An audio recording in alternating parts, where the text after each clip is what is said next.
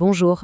Aujourd'hui, nous allons nous pencher sur un ouvrage fondateur qui propose un modèle pour comprendre les ressorts de la réussite et de l'échec, la psychocybernétique. L'idée centrale est assez radicale. Nos actions ne seraient pas d'abord guidées par notre volonté, mais par l'image que nous nous forgeons de nous-mêmes. Et tant que cette image reste la même, eh bien, nos résultats ont bien du mal à changer durablement. Voyons ensemble la logique derrière cette théorie. La question qui est au cœur de tout cela est la suivante. On connaît tous la situation. On prend de bonnes résolutions, on y met beaucoup de volonté, mais très souvent, les vieilles habitudes finissent par revenir. D'où vient cette inertie? C'est précisément ce que l'auteur de la psychocybernétique, Maxwell Maltz, a cherché à comprendre. Et ce qui est fascinant, c'est que l'origine de sa théorie ne vient pas de la psychologie, mais d'un domaine beaucoup plus concret, la chirurgie esthétique. C'est en observant ses patients que Maxwell Maltz a mis le doigt sur un paradoxe qui a complètement changé sa vision du psychisme humain. Il est vraiment important de comprendre ce point de départ. Le travail de Maltz était physique, on pouvait le voir, le mesurer. Mais les résultats psychologiques, eux, n'étaient pas du tout prévisibles. Et ce sont 6 observations, purement empiriques, qui ont servi de base à toute sa réflexion. Voilà l'énigme à laquelle il a été confronté. D'un côté, certains patients subissaient une transformation physique majeure, mais ne montraient aucune amélioration psychologique. Leur perception d'eux-mêmes restait bloquée.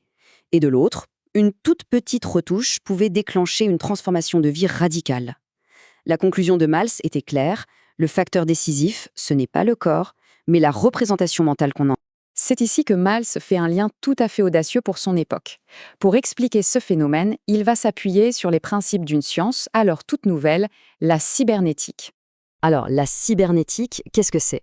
En termes simples, c'est la science des systèmes qui s'autorégulent pour atteindre un but. Pensez à un thermostat qui maintient une température, ou à un missile autoguidé qui corrige sa trajectoire pour atteindre sa cible.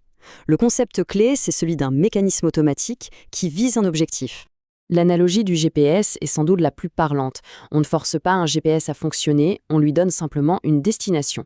Une fois que la cible est enregistrée, le système calcule l'itinéraire et corrige la trajectoire tout seul. Maltz postule que notre système nerveux fonctionne de la même manière, il est neutre et il se contente d'exécuter la cible qu'on lui a donnée. Donc, si le cerveau est un GPS, une question fondamentale se pose. Quelle est cette fameuse destination qu'il essaye d'atteindre en permanence ? La réponse que Maltz apporte constitue le cœur même de sa théorie. Il faut bien comprendre que cette destination, ce n'est pas quelque chose qu'on choisit consciemment chaque jour. Non, c'est une coordonnée bien plus profonde, qui est comme gravée dans notre système nerveux. Et c'est elle qui donne la direction générale à notre vie. Cette destination, Maltz l'appelle l'image de soi.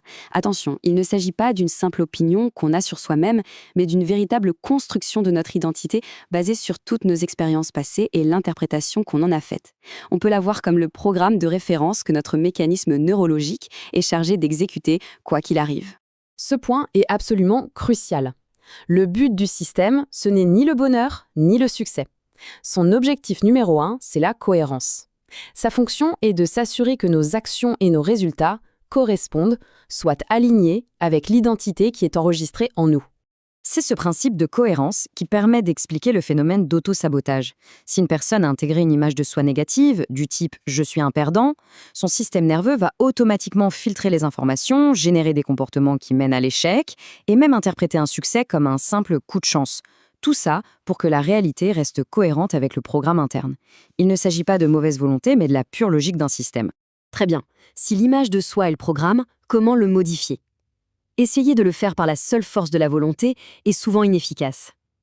Maltz, lui, propose un autre outil, bien plus subtil et puissant, qui se base sur une propriété fondamentale de notre système nerveux. Cette phrase, qui était révolutionnaire à l'époque, est aujourd'hui de plus en plus validée par les neurosciences. Quand on imagine une action avec suffisamment de détails sensoriels, les circuits neuronaux qui s'activent sont les mêmes que si on vivait réellement l'expérience. Et ça, c'est la clé de la reprogrammation. Utiliser la volonté pour aller contre son image de soi, c'est comme lutter contre son propre système automatique. C'est épuisant et rarement efficace sur le long terme. L'imagination, au contraire, ne lutte pas contre le système, elle le met à jour. Elle lui donne de nouvelles données, de nouvelles expériences virtuelles, ce qui permet de redéfinir la destination cible. Maltz propose donc une méthode très structurée. Il ne s'agit pas de simples pensées positives, mais d'un véritable entraînement mental. Le processus est simple. D'abord, on définit une nouvelle image de soi, claire et positive. Ensuite, on la vit mentalement, de façon répétée et détaillée. Puis, on agit en accord avec cette nouvelle identité. Et enfin, et c'est très important, les erreurs ne sont plus vues comme des échecs, mais comme des simples informations qui permettent de corriger la trajectoire, exactement comme un GPS qui recalcule son itinéraire. En résumé, l'approche de la psychocybernétique nous invite à déplacer notre attention. Plutôt que de pousser plus fort, l'idée est de s'assurer qu'on a programmé la bonne destination vers laquelle notre système nous guide de toute façon, automatiquement.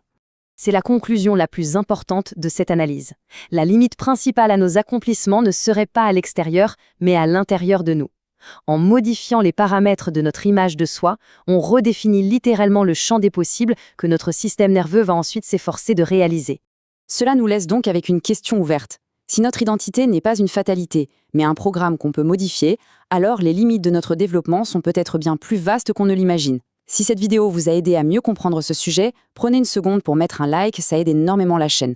Abonnez-vous à SciPortal et activez la cloche pour ne pas rater les prochaines vidéos. Et si vous pensez que ce contenu peut aider quelqu'un d'autre, partagez-le. Comprendre le monde, c'est déjà reprendre le contrôle.